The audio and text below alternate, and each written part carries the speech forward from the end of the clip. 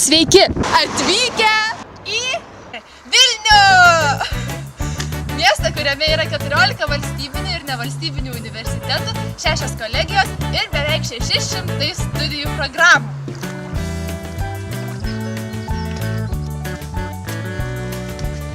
Bet nejaugi tai yra vienintelės priežastis, kodėl daugiausia studentų subrenda čia.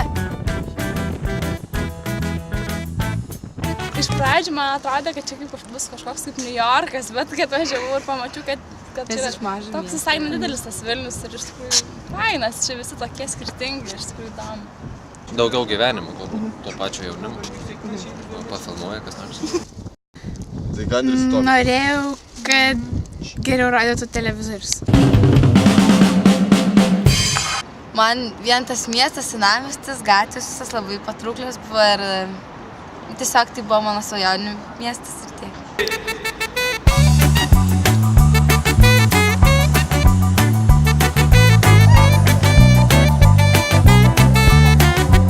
Dėl to, kad Vilniui geriausi senamiesčio pubai.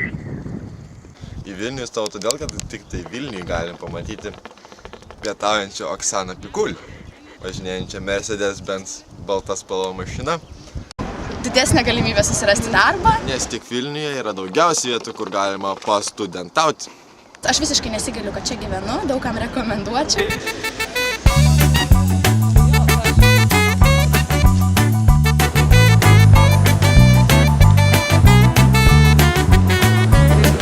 Į Vilnių tai atvažiavau dėl 3 dalykų. Dėl Gedimino pilies, kad ją pamatyčiau pirmą kartą, dėl Akropolio, kad pamatyčiau čia pramogų ir prekybos sostinę ir 3, kad galėčiau pažaisti boulingą su dėstytojais ir studentais.